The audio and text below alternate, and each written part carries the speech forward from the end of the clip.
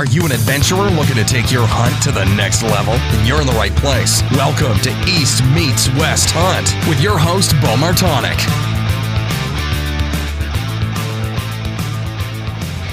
Hey everyone, welcome back to another episode of the East Meets West Hunt podcast presented by onX. So a feature I want to talk about within onX and what I use this a lot for is identifying access points.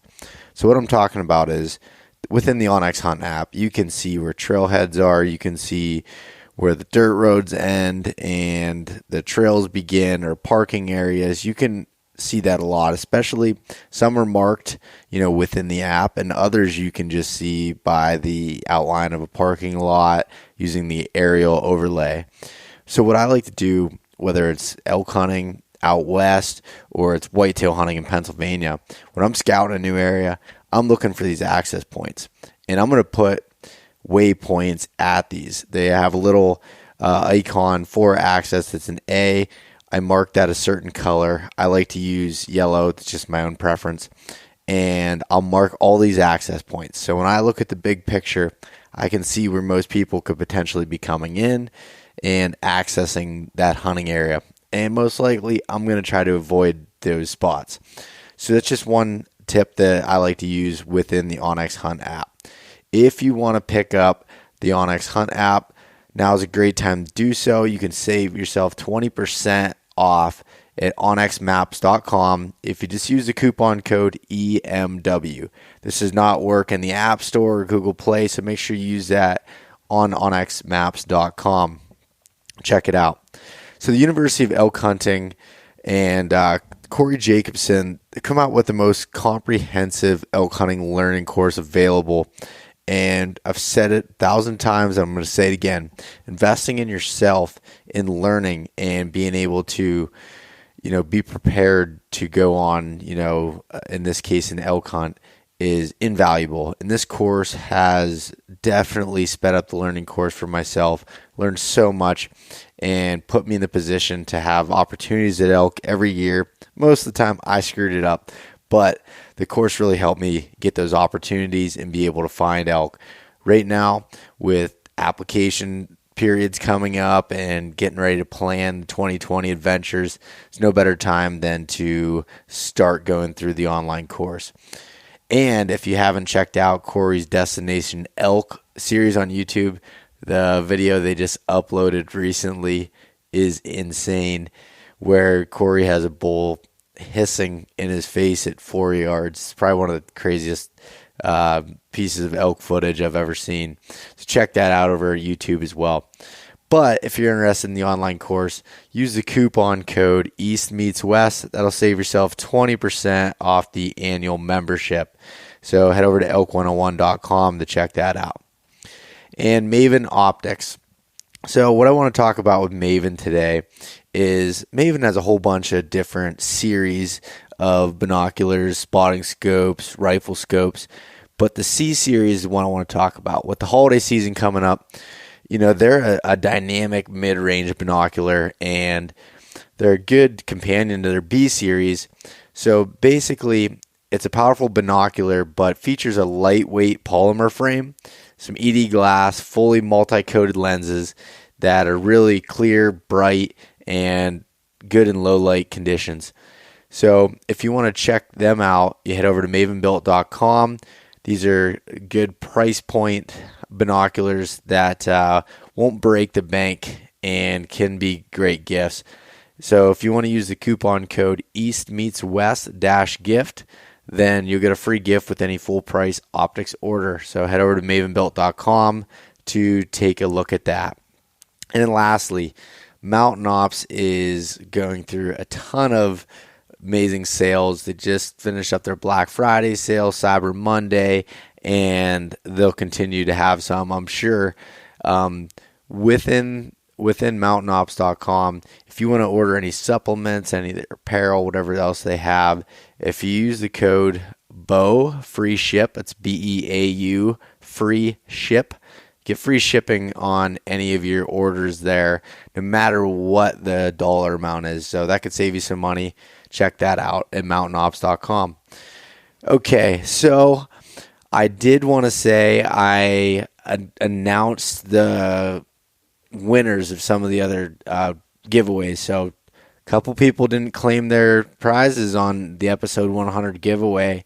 So I redrew, and the way I did it was put a different way out there for people to win. And the lucky winners who have been notified and have claimed their prizes already for the Onyx Elite Lifetime Membership, Ben Rouse. I'm sorry if I pronounced that incorrect.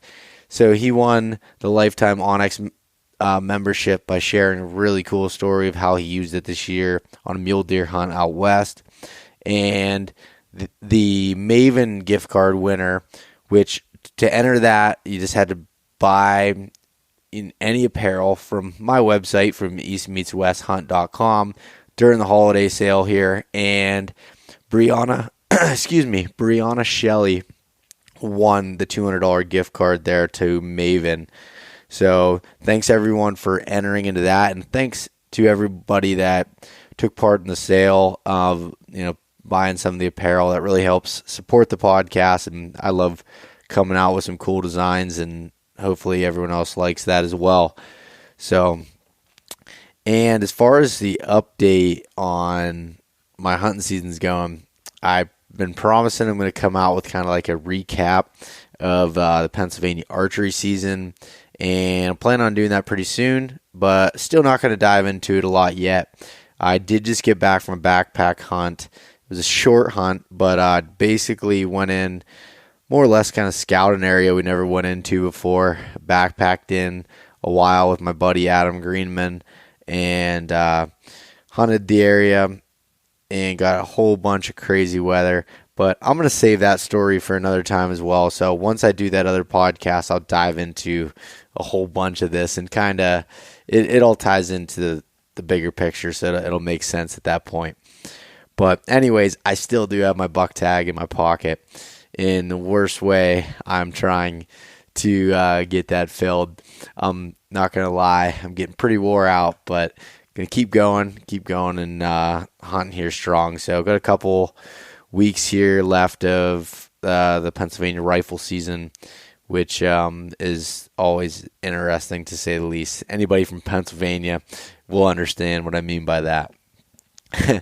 So anyways, on this episode, I'm joined by Kip Fulks, and Kip is an absolutely awesome guy to talk to. This episode, with me just listening to it again and going through it to see if I had to make any edits, I mean, this guy is, he'll say it in there, he's not here to be inspiring, but he is. He's a really hard-working guy that has, was part of building one of the biggest sports apparel companies, in the world. And he does a really good job of correlating that, between hunting, business, life, and everything else. I mean, this episode has it all.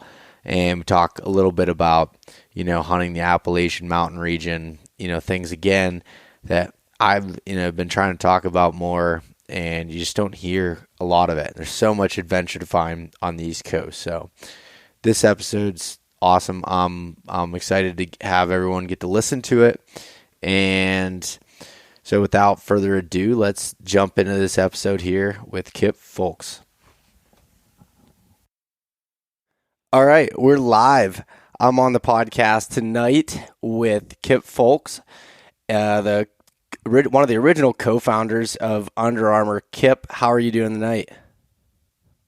Good, man. Thanks for having me. Yeah, I'm pumped to get you to come on the podcast here tonight and get to talk a little bit about hunting, a little bit about business, and whatever else we decide to talk about.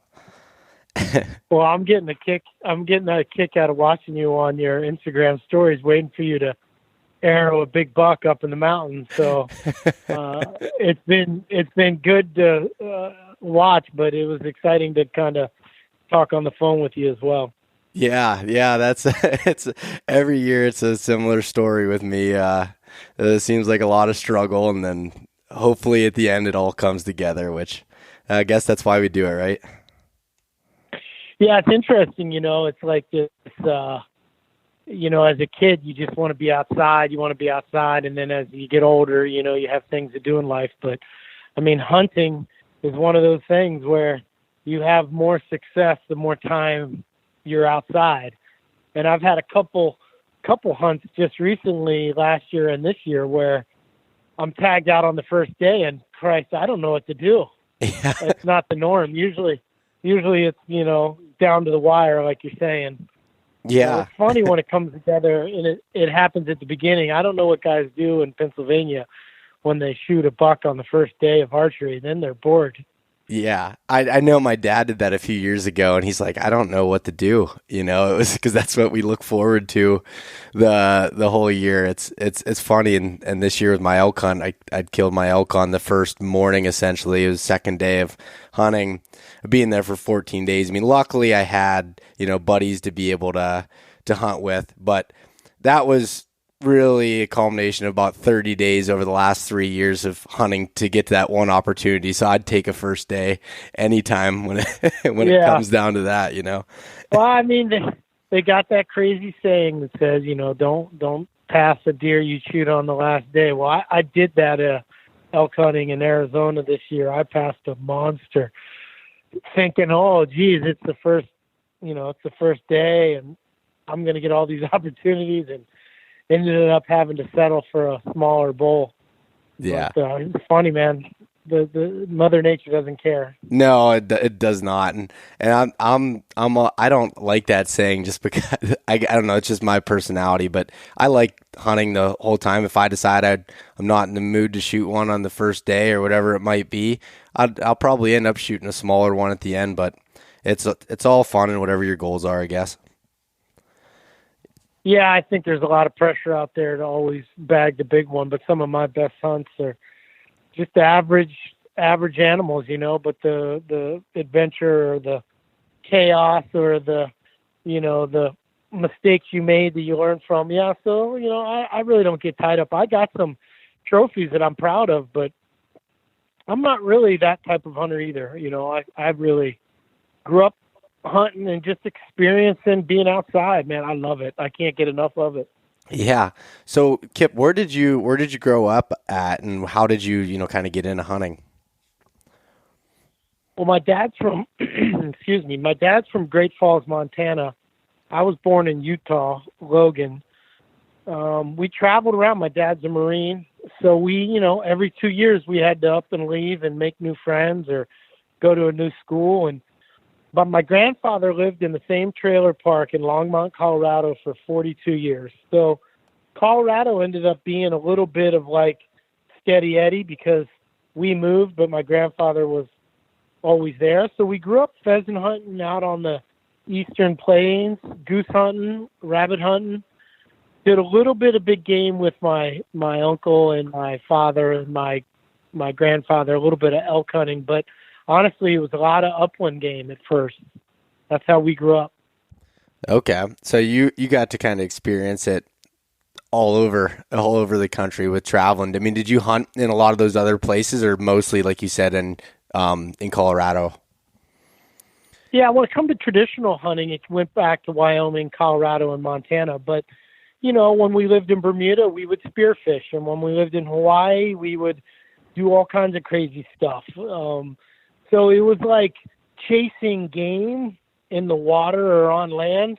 We always found a way to do it. But that traditional kind of hunting was really, I would say, I learned kind of in those 3 states. And then went to college back east, and, I didn't shoot my first deer until I was like, I think 21 back east here. So, it's funny how everybody grows up, but I didn't shoot my first deer until I was 20.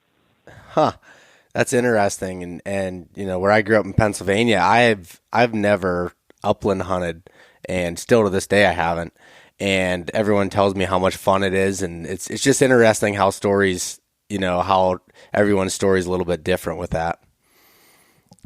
Yeah, no, for a long time I used to whitetail hunt, and I still whitetail hunt like I'm bird hunting. I like to move, do setups. I cannot sit in a tree stand. And I've had a lot of success shooting whiteys on the ground. with my bow.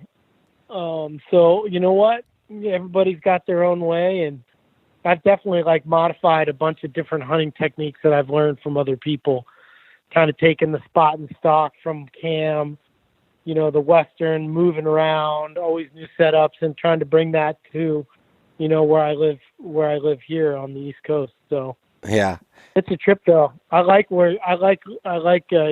a piece of property up by you, so I love it up in those Pennsylvania mountains. I love it. Yeah. Have you got to hunt up here much as far as for whitetails or turkeys or anything? Yeah, so I mean we've hunted a bunch up over the years. My property particularly is straight up and down, like a lot of the places there, but I have never killed a buck there archery.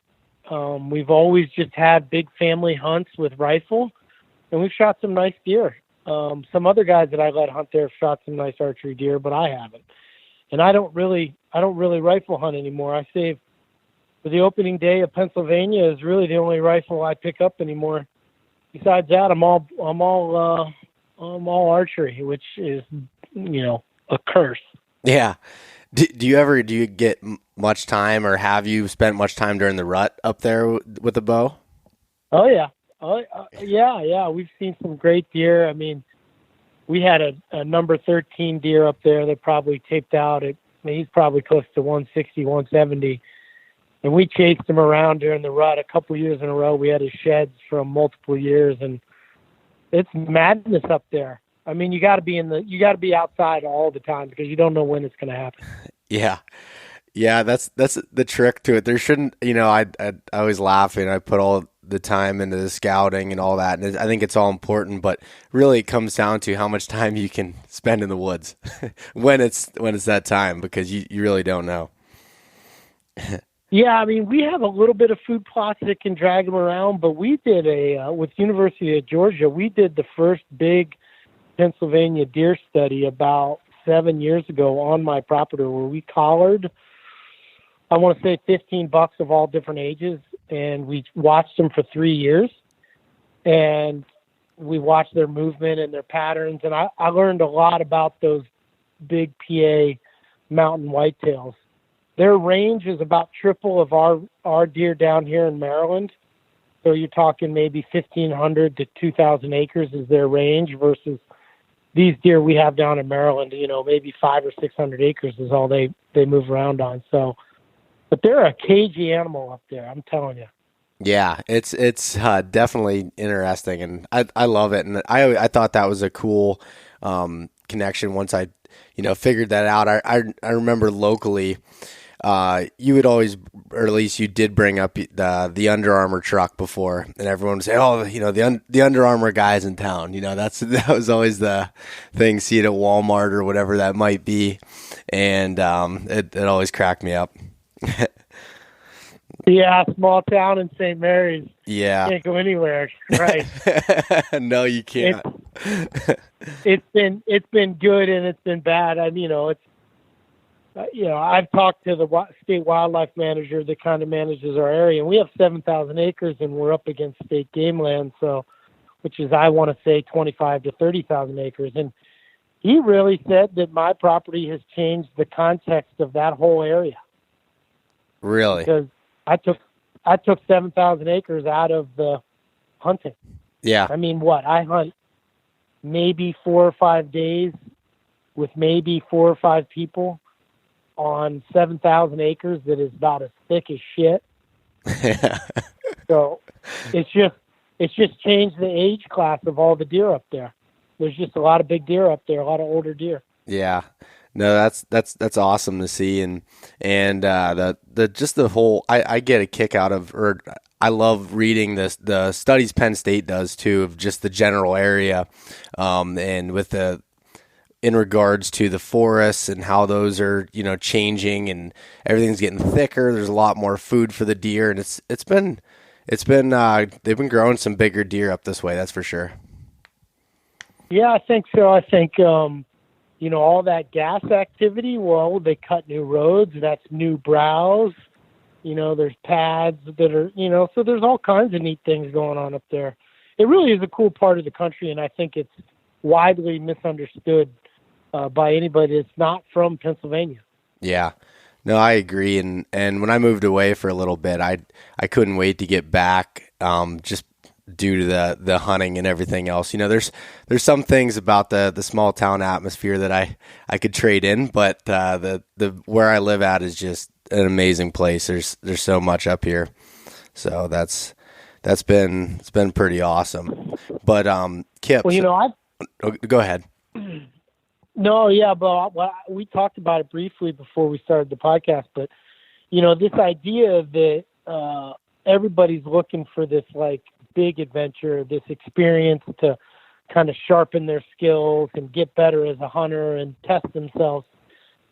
And I've done a lot out west, and I said, you know what? I need to stop going out west, and I need to just hunt on the East Coast. So last year, I planned a solo hunt in Green State Forest in Vermont, where some of the biggest black bears are being checked in the East Coast.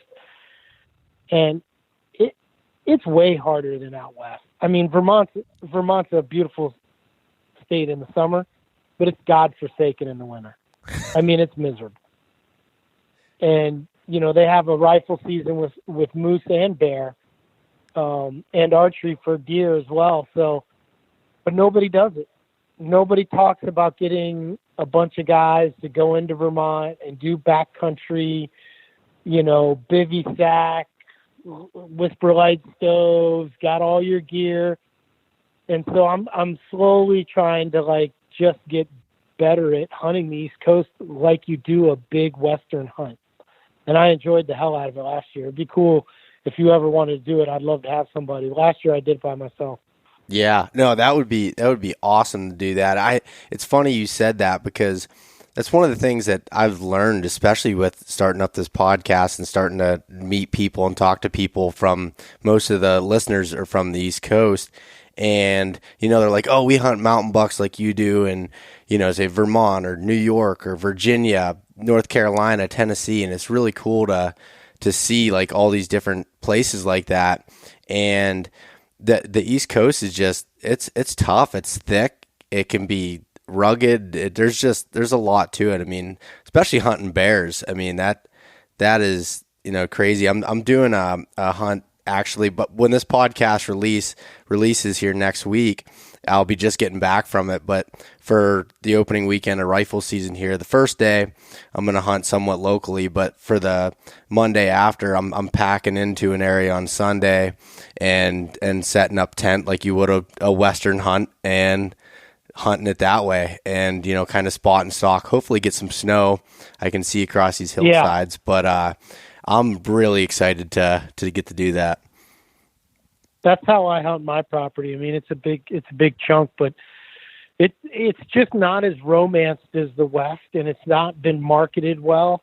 And I would say that the East Coast hunter is more of a substance hunter, where the trophy hunters out west are a little bit different. So, I mean, it's just interesting the way that society markets these hunts and talks about them.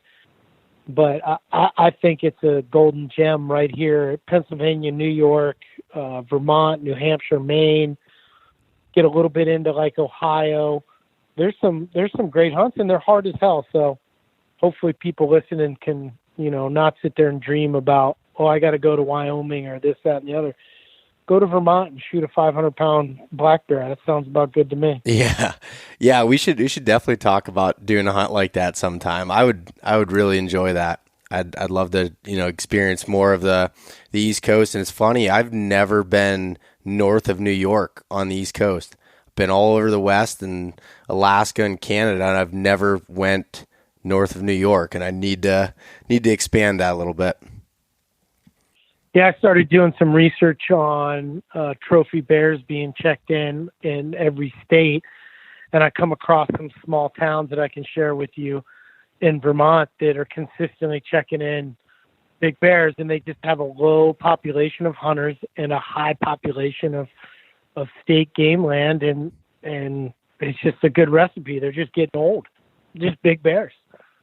Yeah. So how did that hunt go for you?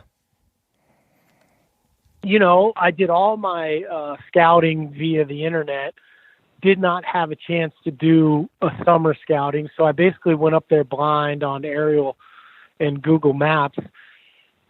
And then I ended up trying to hike too high of an elevation. I hiked in on some steep ridges. And what I realized up there, when it gets cold, everything moves down. And the acorns seem to really like right around 1,000 feet. And I was at 2,000 feet. So once I moved down, I started running into all kinds of bear sign, but then my hunt was over and ended up meeting a gentleman with a good-sized boar in the back of his truck who hunted the area that I was in. And he kind of confirmed what I thought, that I needed to be lower elevation. I needed to be into the acorns and beech nuts. But I spent 4 days like high up in the mountains, just freezing my ass off. Basically moose and ruffled grouse, but no bear. Huh. So how did you do that hunt? Did you set up a base camp? Was it like a backpack style, or how did you do that? I ended up lucking out. I played lacrosse at University of Maryland, and I had a heck of a lacrosse career. And I met this gentleman, Roy Colsley, who was a Syracuse lacrosse player, one of the best lacrosse players I've ever seen. And we stayed in touch over the years, and I kind of just randomly mentioned to him that I was going up there. And he says, "That's funny. I have a piece of land right in that same area. You can use it as a base camp." So now I got this guy who owns 10 acres right where I want to hunt. So I just go and set up a little, backpacking setup right there and kind of use it as a base camp. And there's so much state game land. You hike an hour. Nobody hikes an hour on the East Coast. No. Nobody. Fuck, 30 minutes. Excuse my French. No, you're fine. Nobody will hike. So if you go in an hour, my rule was if I hiked an hour, I was good. So I would hike in an hour, and then I was just in these gorgeous, huge, huge forests that, a little bit nerve-wracking because I did get turned around a bit. Didn't have the greatest GPS satellite because the cloud cover was bad. So I got turned around quite a bit. Huh. That's interesting. And so when you're saying that, there's 1,000-foot elevation gain and drop there at, say the 1,000-foot mark, were you near the bottoms at that point, or were they pretty tall? No. I mean, I think most of the stuff I was looking at was somewhere between 2,500 and 3,200. So I could get down to about 600 or 700 feet all the way up to, call it 3,000. So there's quite a bit of elevation change. Yeah, that's tons of valleys, tons of water, tons of sloughs and beaver ponds, and so much like trying to figure out how something would travel in there. It was definitely. I actually mentioned it. We sponsored Remy when I was at Under Armour, so I mentioned it to him, and he's such a amazing guy and what he does with his filming and all of his solo hunts. I told him he should try this Vermont thing, and he was somewhat interested in it, but I think he's pretty dialed in out west. Yeah. That's just, like I said, so interesting to me that Vermont, has that, and I'm trying to, like I said, expand kind of my East Coast knowledge and learning about some of these places and going to it, because like you said, I mean, it's a lot more accessible to us here. We don't need to drive. I mean, when I drove to Idaho this year, it was 36 hours. And, if you're taking time off work or whatever that might be, you're looking at, 2, 3, 4 days of travel. You can be in Vermont, and I can be there. I'm in Maryland. I can be there in 6 hours. Yeah. So, I mean, for me, that'd be like 4 hours. You can do that in an extended weekend, really. I think if you really, and this is maybe a good transition on talking about, business, your demeanor in your personal life, or the way you hunt, the tenacity in which you approach these endeavors is the indication for the happiness you're going to have during them. If you're unprepared, you're stressed, you're bored, you're frustrated, when you prepare yourself, I mean, you can read these reports. You can see which bears are being checked in at which counties. You can even look at which check-in station, and you can make a guess to say, well, if he's checking them in at this station, he's probably hunting within 10 to 20 minutes of the check-in station. So then you start looking at some of the maps, and I picked Vermont specifically because I really like big black bears. But, if you were looking at, whitetails or, trying to pull a bobcat permit or, a moose tag in New Hampshire, Vermont. I mean, I just named 3 big game that I think are pretty cool. You don't have to drive 30 hours. Yeah, that is awesome. And so, and I guess what it comes down to, like you said, with your, whatever you have in your head is being prepared for it and everything else. I was talking about it with someone the other day about just like being prepared. I was, in the last few years specifically, I realized I was adding additional stress on myself by going in, say, either trying to do too many hunts or trying to rush around and grab things together and not being prepared, where if I sit down and do, a few of them that I'm really putting my time, my research, my gears in order, I know where everything's at, things just go so much smoother. Yeah, no, I'm about that. I mean, I used to have this saying at Under Armour, wow people with professionalism. You can be crazy, you can have creativity, you can be loud, you can be quiet. At the end of the day, man, you got to be a professional. So if you're going to be a hunter, there's just so much information out there today. Yeah. And great gear. I mean, we can talk about Under Armour. I mean, we started the hunting division at Under Armour. We went from like $15 million to a couple $100 million selling camouflage products for hunters and fishermen. And we weren't really a hunting company. Some of these other companies that, that's all they do is hunting products. Under Armour obviously has, lots of different sports they cater to.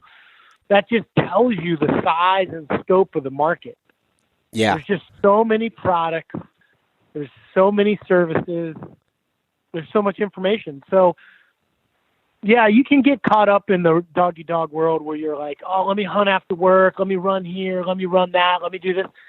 Yeah, I don't do a lot of that. I like to really take my time and think about where and how I'm going to hunt. I've been really focused on getting my 2 kids their first deer. So, yeah, I like to be prepared. And I think in professional life, that's what I did at Under Armour. My job was to be prepared. Yeah. So that'd be a good time to kind of dive into that. And we kind of jumped right into it at the beginning of the podcast here and didn't really give a whole lot of background on yourself from the business side. But if you wouldn't mind, talking about how you got into that with Under Armour and kind of your story there. Yeah, well, 100%. Timing in life is everything. I was a lacrosse player at University of Maryland, and I met this football player when we both were graduating, and he was like, I had a buddy introduce us, and I went and talked to him, and he showed me these shirts, and he's like, hey, can you help me? And I started helping him on the weekends and weeknights, and I ended up staying at Under Armour for 22 years almost. Started the company with them, and I'm a co-founder. Did damn near every job there, big and small. And it was a crazy rat race. I mean, we learned a lot in a short period of time. And we went from 1996 to having like $17,000 in sales to like $5 billion in 2016 or something, 2017. So I can't explain to you the amount of crap you have to shove into that period of time to learn. And you just got to be willing to make mistakes, and you got to run hard. Someone was asking me the other day, they're like, oh, what was it like? Did you guys have a great time? And this, that, and the other. Did you guys celebrate all these big milestones? I was like, I didn't do a goddamn thing until we hit $1 billion. So it was like 16 years. I don't know, something crazy. And then finally I picked my head up. And we had some big party where the the package that represented the $1 billion in sales that we were having like in front of the company, and we were going to have a big speech. And yeah, I lost it. I had to go to the bathroom and cry. I'd never stopped and thought about what we were doing. You just had head down, just working. Yeah, man, just get shit done. Like, we had work to do. I traveled all over the world. I've probably been in 400 or 500 factories. I set up all the manufacturing, our offices in Hong Kong and Shanghai, and, you know, just traveled the world trying to make product. And then I got into product development and innovation. I ran our footwear division. And then at the end of my career, I was the chief marketing officer. So I kind of did it all. I was the chief operating officer. I had no idea why they would give me that job. But, you know, just surround yourself with good people and, like, work hard and try to make decisions and try not to be scared of failing. So it was a hell of a run, man. Yeah, what's interesting to me with your story, and I think I heard you talk about it somewhere else or read it somewhere, where you had, you know, a bunch of different roles within the company. And I mean, like you said, I mean, that's got to be a little bit nerve-wracking, and you know, just to be able to transition to all those points. It's not like you know, had a background in all those areas, and that's inspiring, at least from, you know, my side of things. I love the business side of things, and I'm always trying to learn and do things, and you know, I think there's a lot of misconception, and, you know, feel free to correct me on this, but is that, you know, if you go to college for a certain thing, that's all you can do, where, you know, I'm under the impression, okay, maybe I have a degree in this or whatever, but I can learn whatever I want if I just, you know, get off my ass and work towards it. Yeah, no, the human spirit and the mind, in combination with drive, passion, discipline, whatever you want to call it. Yeah, there's not a lot you can't do. People put things in their head, so I can't do this, I can't do that. I didn't grow up that way. I didn't know the word can't. It was never in our vocabulary. We went out and did shit. We got stuff done. We never knew what we were doing in the beginning. But that's okay. And you know what? You got to have an ego, and your ego's got to drive you because you want to succeed. But you can't have so much ego to act like you start knowing everything. And you just got to get good people around you that know more than you. I mean, that was my trick all the time. I just loved to be around people that were smart and creative. And honestly, I just got everybody together and said, let's go run over there. I wasn't really the smartest one in the group. Yeah, it's like I said, it's so interesting to me, you know, whether it's my, you know, my regular career that I do, my 9-to-5 job, or it's my, you know, side business with East Meets West. I love hearing that kind of stuff, and it just the drive to just keep learning and keep working and you know, moving towards things and is amazing. And that story that you had, and with surrounding yourself by, you know, good people, that's definitely, you know, I'd say my biggest takeaway from the podcast is being able to talk to all these awesome people like yourself and everyone else I get to interview and meet at shows, and the listeners and everything else. Everyone's got a story, and it's great to be able to learn, you know, get bits and pieces from all of that.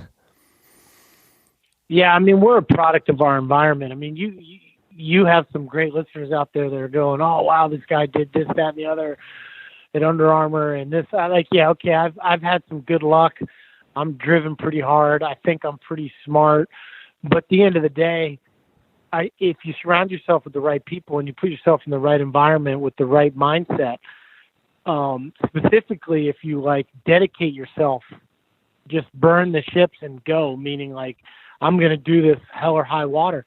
The problem is people surround themselves with mediocre people or friends or family, co-workers, brothers, sisters. Like, you got to be ruthless, man. You got to be with the best people in the world, and then you're going to be damn good. I had this, like, analogy I used to tell everybody. You take a sponge, you put it in a bucket of gasoline, you leave it there for an hour. You wring it out, you wash it, you set it on your porch, you let it dry, you come back in a week. What does it smell like? Gasoline. Yeah. Come back in 2 months. What does it smell like? Gasoline. Whatever you sit in all day long, that's going to be what you are. Huh. That's it. So if you're around drugs and alcohol, if you're around people that act like victims, you're around people that don't are not physically fit, you're around bad environments in terms of work, people aren't ethical, they don't have the right morality, they're cutting corners. Well, guess what? You're going to go home and you're going to do that same shit. So you can't be the sponge in gasoline and smell like flowers.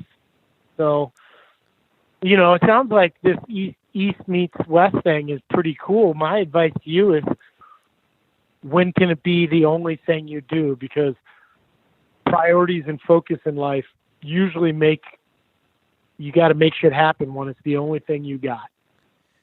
Geez, you're putting me on the spot here, Kip. But no. Oh, yeah. I mean, that's the hard part is people play everything safe for a long time. Well, this isn't big enough yet, and I can't leave my regular job because this isn't this. And so what they're doing is they're just pushing along the idea that there's enough time in life to do all of this. And I can tell you right now, there's no time in life. Dinosaurs were like 320 million years ago, and we may live here 75, 80 years. Like, it's gone quick, Bo. It's going quick.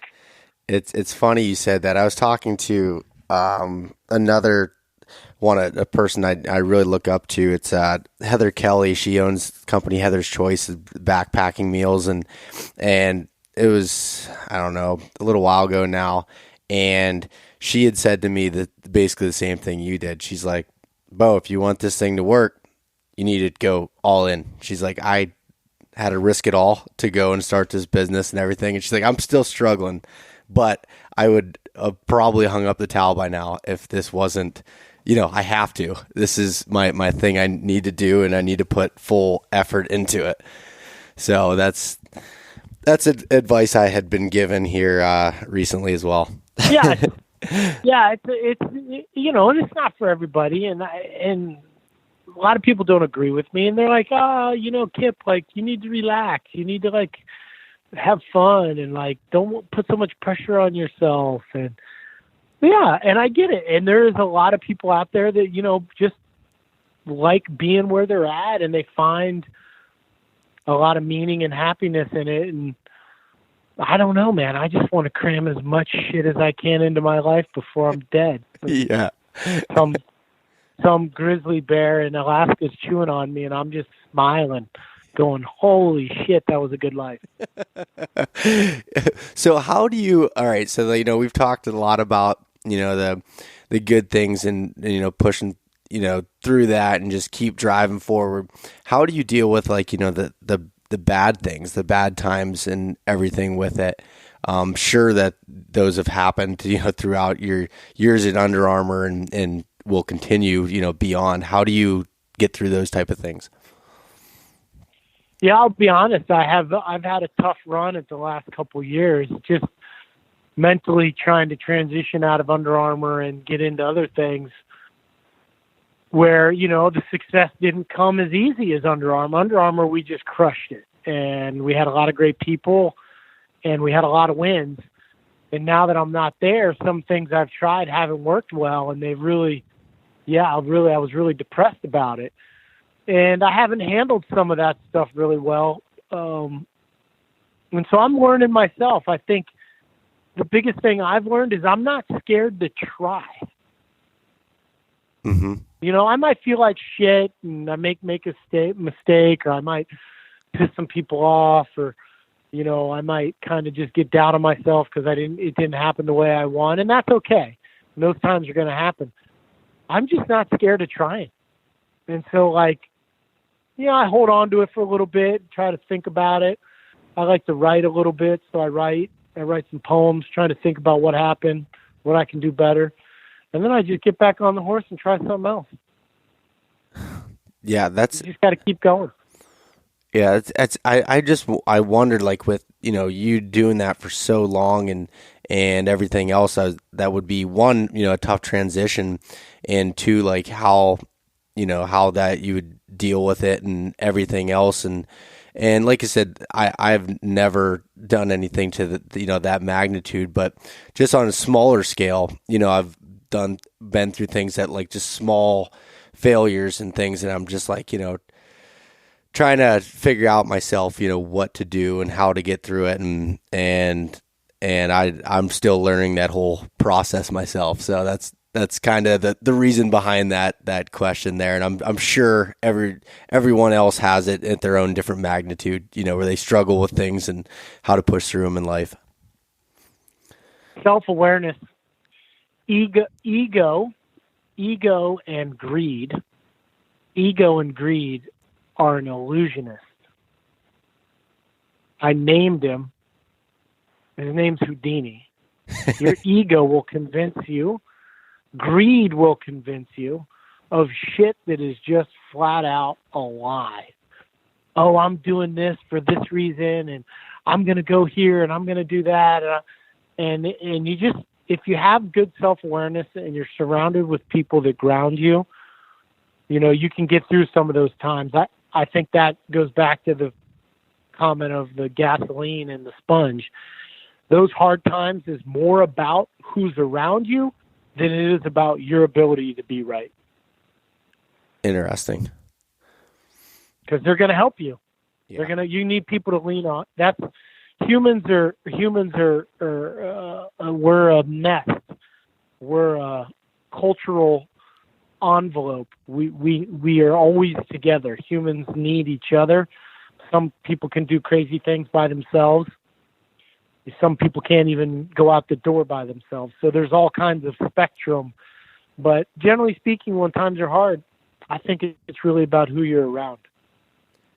So, and I guess that kind of correlates when you think about it to even when you're on, tough hunts and everything. I know for myself this year, I hunted with two of my best friends, my cousin and one of my good friends, and then some other guys that I never met in my life before until this hunt, and sharing, the highs and the lows with those people were really helpful. I hunt whitetails by myself all the time, and sometimes I can get in my own head, quite a bit about it. And I know hunting's not, the end all be all the world, but I put so much pressure on myself with that. I know just looking back recently is being around those people there helps so much with those things and bringing you up. And when you have the positive vibes and at camp, when you come back at night, everyone's, positive about it, whether you had a good day seeing game or not. And that just really helps out, and it kind of well, think about it. We've all been around that one guy who has a few too many beers, and there's no deer here. This place has been shot out for years. I'm leaving in the morning. Okay, why the hell do I need to be around that guy? Yeah. So when you go out on these Western hunts and you need guys that, you might have an encounter with a big elk and it doesn't go right. And, you got to team up and get back on it the next day. So I totally agree. Hunting, to me, yes, it's a solo pursuit sometimes, especially whitetail on the East Coast. But even my brother and I were looking at some topo maps the other day, and he's an ex-Marine, and he just looks at the maps a little bit different than me. And he was like, hey, have you ever thought about this? Have you ever thought about this area right here? It looks like they probably cross here. It's just having that second set of eyes on something that I thought I was pretty dialed in on. So yeah, man, I think it's all about the people around you. I really do. Yeah. And I'm saying that, and I'm a big loner. I do not spend a lot of time with people.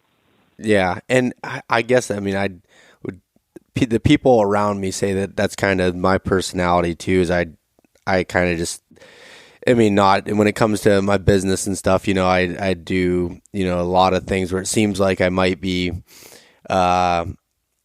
really outgoing or whatever that might be. But for the most part, I keep to myself and kind of do my own thing. And but I definitely it definitely helps when I'm around people for those type of things, those harder hunts or whatever that might be in endeavors in life, and just I don't remember where I heard it before, but someone was saying they were talking about hunting partners, and they said if you're with a guy and you look over at that ridge and say, whether you glass up an elk or you just want to go check it out, and that person says, "Oh, how far is that?"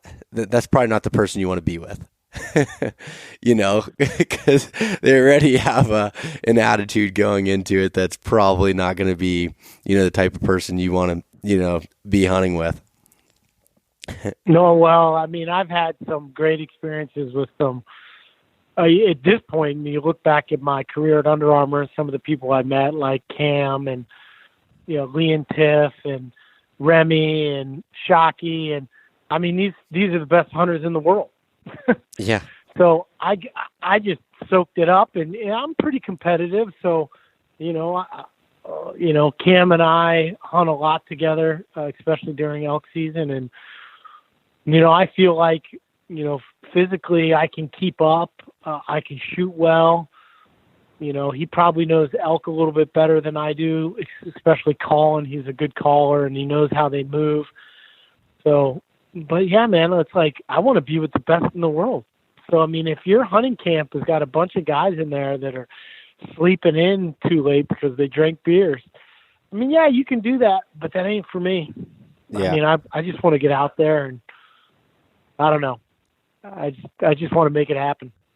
No, I think that's really good advice and things for people to think about, and I don't know about you, but like when I think about hunting partners and stuff, that's kind of what comes to mind. I can't hunt with just anybody.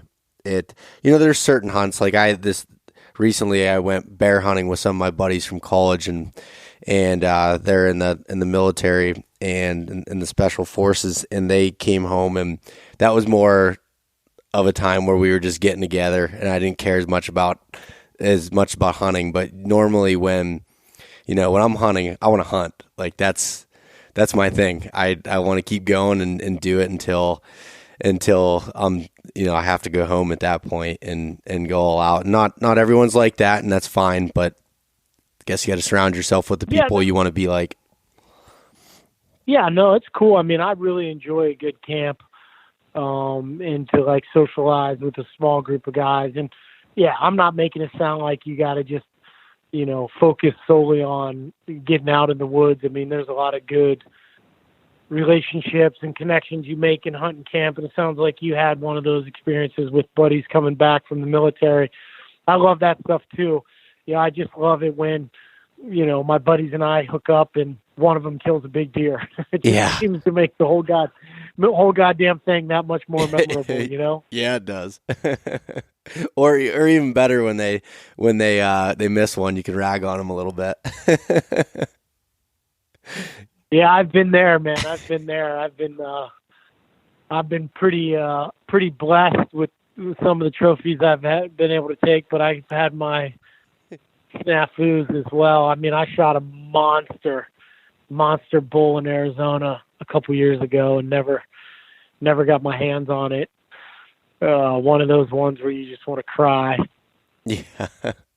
Yeah, that all happens, and just makes you want to keep working at it, going forward, and hopefully that it doesn't happen again. But sometimes it unfortunately does. Yeah, I'm pretty dedicated to this archery pursuit, and even recently switched over to recurve. Like I said, the only rifle hunt I do is 2 or 3 days of Pennsylvania deer season, just because I have that piece of property, and I invite some friends and family up, and most of the people that are in my immediate family, they don't archery hunt, so they're kind of new at it. So this archery pursuit is just a whole nother ball game, so it puts a lot of pressure on it. Yeah, that's cool. So one thing that I noticed, I think it was last year, maybe, or earlier this year. Well, you kind of seem to take a little bit of a back seat from social media, media and everything. But before Yeah. you were doing that, I was following your stories every day. You know, you getting up, working out, and preparing. I think it was for a bear hunt. I'm sure that it was for a larger thing, but I remember specifically, you know, you were preparing for a bear hunt, and I loved seeing that dedication and just discipline to the everyday pursuit of that. Was there a reason that you stepped back kind of from that too, from the social media world? You can touch on any of those topics there, but that's just was coming to my mind. Yeah, no, for sure. I was pretty active there. I had a Instagram handle that I was, you know, showing people what I was doing, and I'm a nutball. I'm doing all kinds of crazy stuff, like getting up early and hiking in the middle of the night, and you know, just doing what I like to do. I work out hard. I shoot my bow every day, and I started to realize that I was spending time, I don't know, trying to validate myself, or I was trying to overcorrect for social media. And I just started to look at it and going, Kip, what are you doing? You've never been this type of person before. You're always behind the scenes type guy. Why do I do this? And I couldn't come up with a reason to do social media. So I stopped. I understand. I couldn't come up with one reason. Now I have social media for my Big Truck Farms, which is our brewery, but that's a business, and I'm trying to show people what we're doing as a business and trying to share what we're doing, growing hops and brewing our own beer. But for a personal side, I could not come up with one reason. Now, the only reason that someone said, oh, you should share because that might inspire other people to work out or shoot or to hunt hard. And I'm like, that's interesting. I don't care if I inspire people. Now, my job is not to inspire you. If you're not inspired, get the hell away from me. Yeah, if you need me, you're lost. Like, I'm not here to inspire people, and the human race is overpopulated to begin with. I'm not here to show you the way. I'm here to walk side by side with you if you want to go to battle, but I ain't showing you shit. Yeah. I'm not here to inspire you. Now, my buddy Cam, he loves to inspire people, and he wants people to go out and run, and he wants people to hunt, and he wants to get that voice for the hunter out there in the community. And that's cool, and I love him to death for it. It's just not me. So I stopped doing it. Yeah, that probably it goes back to that self-awareness thing that you talked about earlier, and you know, being able to realize that. I respect that, but I do miss that stuff. I'm not gonna lie. Yeah, no, I got a lot of people that are hitting me up saying, "Hey, where'd you go?" And I was writing some crazy dark poems, and I was posting crazy crap that I was doing, and I'm still doing all of that. I'm just not talking about it. Yeah, that's funny. Like I said, I enjoyed seeing it, but I 100% respect your reasoning for not doing it and everything. And so I guess so explain a little bit about Big Truck Farms, and this is kind of your next adventure here, I guess, in life, isn't it? Yeah, I mean, I own this nice farm in Maryland that I live on. You know, we're on about 250 acres, and it's an old soybean and corn and traditional crops. And I just started researching in 2012. They have this Farm Brew Act in Maryland where if you grow one ingredient on your farm for the production of beer, you get the right to do all of this tap room and brewing and up to 15,000 barrels a year. So I went and started a hop farm. I have probably one of the largest hop farms on the East Coast, which is not large. It's only about 8 acres, but it's about 17,000 plants. And we came up with this name, Big Truck. We love big trucks. And we're going to brew beer. And we're going to can it. We're also going to have a tap room, and it's going to be a beer, like a nice craft beer, but it's going to be for a hunter and fisherman. It's going to be about the lifestyle of Western hunts, Pennsylvania black bear, whitetail. I'm going to have like how to skin out a deer on the back of the can. Like, I'm not going to shy away from who I am. And every craft beer I ever see doesn't really speak to me. Now, I love, I'm not a huge drinker, but I like the taste of a lot of different beers. But the beer brand itself doesn't speak to me. So I came up with this idea that all of us guys that like to do this hunting and fishing, we all got trucks. And so, I named the brewery Big Truck. Interesting. And so is the brewery, it's not open yet from the sounds of it? No, yeah, it opens in May. We're in full construction right now. It's been crazy. We're learning. We've never brewed beer before. And we got a bunch of fancy brewing equipment, and we've been growing hops for 4 years, so we're actually going to be pretty far past other people that are brewing, because we're actually growing our own hops for the production of beer. So we have 6 different varieties, and we're going to have 12 different beers, everything from a stout to a lager to an IPA. We'll have all kinds of stuff. So it's a badass location. It's up on a little hilltop overlooking a cool valley, and then we'll end up canning it and selling it to local retail stores as well. So, I'm not trying to hit a home run. I understand, my success at Under Armour, but I do like working on craft product. I like things that are small and innovative, and that's kind of what have my heart set on. I love it. I love the idea, behind the company and everything, but more than that, I like that, even though you had the success that you did in Under Armour and stuff, you're not going to just be like, oh, I did my thing, I'm done. And it shows your attitude and your whole, who you are, is that I just want to keep going and do something else. And this is obviously, beer is a lot different than apparel. Yeah. I've had a lot of people, and I've had a lot of discussions, and I've even crafted some pretty strategic business plans for me to relaunch another apparel brand, because it's what I know, and specifically in the hunting and fishing space, because it's my passion. And I just decided I didn't want to do it. And I had some really cool ideas. I had some people that wanted to get behind it. And I just said, you know what? I've already done that.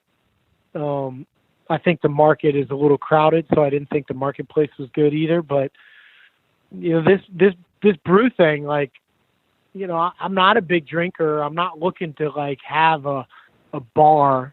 I want to have like an athletic, cool kind of outdoorsman vibe. So we're going to have like trail runs and mountain bikes. We're going to have 3D archery courses. We're just going to make it like what we do, and, have a beer at the end of the day. Try not to make it about, drinking for, to wash away your life. More a celebration. Yeah, no, that's awesome. And you're down in Maryland. You're close to the Pennsylvania border. I think I'm gonna have to make a trip down there once it opens. Yeah, for sure. Cinco de Mayo is what we're gunning for right now. But it's gonna be cool. We're gonna have some archery courses, and we're gonna do some things that are like interesting, where it's not just this, brewery. So, if anybody wants to check it out, it's Big Truck Farms on Instagram. Cool. I appreciate you talking about that, and like I said, I'm definitely gonna check that out. One thing that I want to ask you here, Kip, at the end of the show. So like my whole, I guess, motto behind East Meets West is, or a question that I'd ask people is, how do you define adventure? And adventure is different for everyone, big or small. And I want to hear what your thoughts are on that. Oh yeah, I know what it is. I mean, I seek it every day. I mean, I tried to kill a big ass grizzly with my bow this year. It didn't go well, but I seek out adventure. So I know the definition, and I'm pretty crystal clear that mine's correct. So if anybody else wants to measure theirs against mine, I'll be more than happy to spitball it with them. But it's it's the single pursuit of being uncomfortable for as long as possible. That's it. That's an adventure. I like it. It's I love it. It could be that you're standing in line at Target and you freaking hate shopping.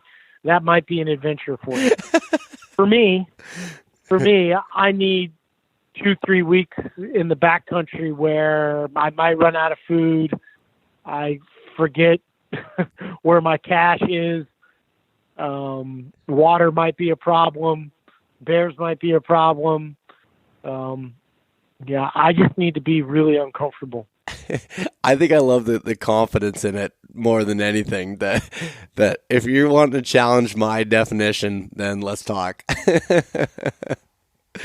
Well, and people are now I'm keying on the word adventure, now if someone wants to say something else, but I mean, adventure to me has peril.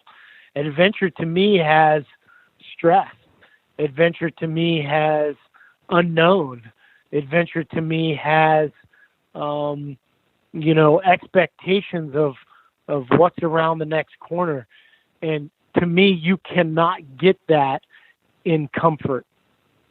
I could not agree more.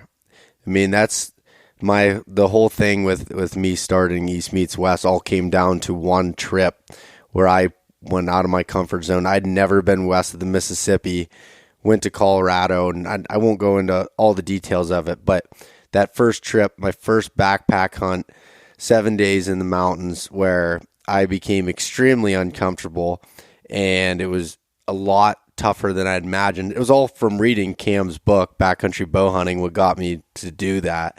And that completely changed my outlook on everything in life. And I truly think it helped change the direction in what I think is a good way. And I wanted to share that with other people because it's just, for me, it was that adventure that I had there, that we had, was something life-changing, and now I just crave that. I want more of it. I'm going to go to Alaska next year to hunt caribou with my bow and a fly-in hunt. Like, those things are adventure. It's a venture to me to go out and do a backpack hunt in the middle of the Pennsylvania wilds. It's those things that in an area I've never been. Like, those are the types of things I love it. And I am crystal clear with you. Yeah, it's to me, it's what I've become so addicted to it, and I think, as I'm 47, you're a bit younger than I am, but I'm so freaked out. I need it every day. So like when it gets cold, I can't wait for it to get really cold around here because I'll start hiking at 2 a.m. when it's 12 degrees outside for my workout. It's like everybody else looks at the weather as a pain in the ass. I look at weather as like, oh, what a gift. I get to now train for Alaska now. Yeah. Like, I need to know what it's like to hike 25 miles in 12 degrees. And so last fall I did it, and I'll do it again this fall. So I'm almost addicted to the uncomfortable, the adventure. And so I'm trying to figure out, how do I get that every day? And that, you just wake up at 2 a.m. and do your regular workout. It's really uncomfortable. You're tired, you're sleepy, you're waking up kids, the wife's yelling at you, you don't have coffee. It's just, so I'm just trying to find all these weird ways to deal with uncomfortable because I don't know. Comfort doesn't feel good to me. I love it. I think it's awesome that you do those types of things and the mindset come down to. I know you said you don't like you're not here to inspire people, but if people don't get something out of this that makes them want to get up and kick their ass a little bit, then I don't know what will. My adventure for tomorrow, Kip, is I signed up for a new gym, and I don't like being around people very often, when I'm working out. So this is going to be interesting. I mean, I'll be going. I'll be Yeah, going at 5 a.m, so there shouldn't be a whole lot of people there. But I don't know. Feel uncomfortable working out in front of people, so this is going to be my new thing. I said I got to get over that. That's your daily adventure, man. Yeah, That's it. For tomorrow. That's my adventure. Yeah, man. Well, I'm digging watching you hunt up there in the mountains, and I love this idea of East meets West.